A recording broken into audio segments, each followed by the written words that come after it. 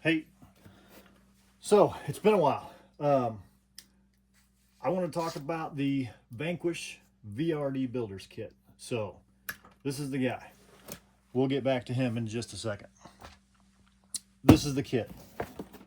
VRD Builders Kit, F10 straight axle. This is the cheapest kit that Vanquish offers, which is why I bought it, because I am notoriously cheap. But I wanted to see what was going on with this kit. I wanted to do servo on axle. I don't really mind straight axles. I've got portal rigs and I've got straight axle rigs, and you know, I think a lot of it depends on the terrain you're in, but you can do a lot with a straight axle rig. So I was pretty excited when I actually looked this up and saw the price. The price is really good for a Vanquish kit. It's essentially the stance rails, aluminum, not carbon fiber, of course, and then it's straight axle F10s. So a lot of good parts in here, but it is kind of like the cheapest of all of the stance VRD products, right? So you don't get any upgrades on your transmission. The gears are the cheapest gears, you know. But it is, you know, again, if you look it up, it's a pretty good price. So there's some of the things that it talks about. Very nice kit, very well done. This is just the leftovers, but very nice. Instruction manual. One of the things I really like about the instruction manual is all of the hardware is sized accurately. So you can lay, you know, you're looking for a, you know, flathead screw, you know, you lay it on there. Yes, it's the right length. That's the right screw. It says ×2. You find 2 of those, stack them right there, and you can move on to this step, which is really nice. The links too, those are accurately sized on this page, so you can build your links, lay them on there, make sure everything lines up, and you know that you built your links appropriately. So pretty cool, I think, on Vanquish's part. Again, it's well done. It's very well done. So let me get back to this guy, because this is what I wanted to talk about in this video. Some very specific things about the differences between what's in that box, or what you're supposed to build out of that box, and what I actually ended up building. It's not significantly different, but if you are going to get one of these kits, I suspect a lot of guys will make a similar mistake to the one that I did, and that is with a very small amount of research. I was under the impression that F10 straight axles are essentially the same as AR44s or AR45 straights. They are and they aren't.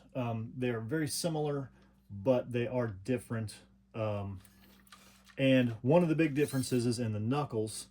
So if you search for F10 straight axle brass knuckles, the only return you will get is SSD. Now, I really like SSD. I've got some of their stuff. They make very good stuff, but they wanted like 50 bucks for knuckles for this thing.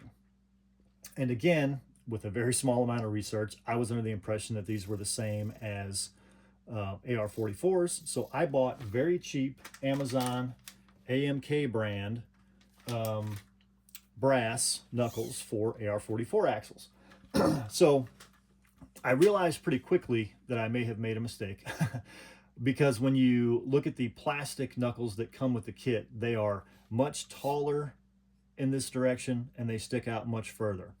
So the tie rod on the factory tie rod that they give you is straight. There is no bend in it at all.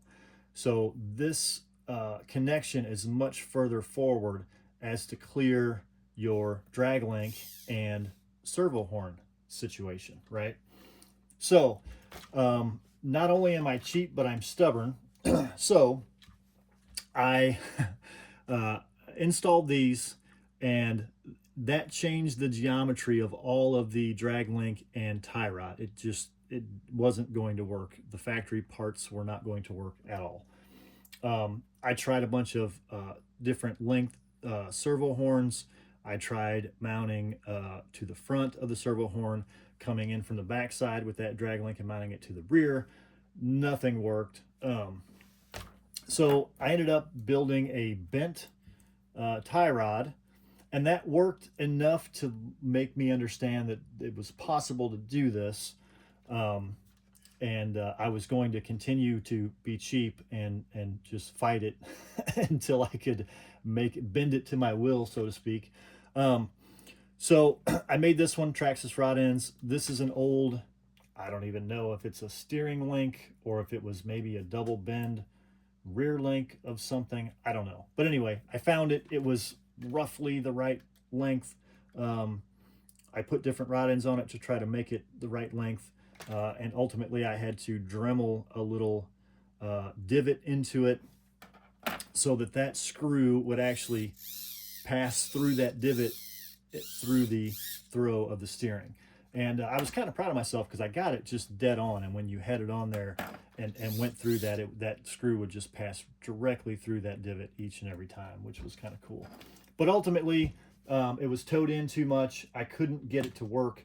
So I did a bunch of measuring and I started searching for tie rod, or this piece, steering link, tie rod, whatever you want to call that piece. And I found the Axial SCX10 Pro had almost the exact length that I needed. So 129 is what I calculated I would need. So I found this one. I don't remember what website, but a website actually listed how long that link was. And so I ordered it, and lucky for me, it is perfect. My front tires are straight now. I've got full steering throw in both directions, and this thing's got like road grader steering. I mean, it's got a lot of steering throw, which is really cool. So that was what I wanted to cover in this one. There are some other unique things about this truck that I will talk about in later videos. But if you want to buy and build a VRD builder's kit with the F10 straight axles, and you want to be cheap and stubborn like myself, and you don't want to pay $50 for the SSD knuckles that are made for this, you can buy cheap AR-44 brass knuckles, and you can buy an Axial SCX10 Pro steering link or tie rod, whatever you want to call it, and you can use the drag link, you can use the servo horn, you can use everything else. These two pieces are all you need. These knuckles and this, you put the factory rod ends from the kit onto this drag link, and you are ready to rock. So that's what I wanted to cover in this one. Thanks.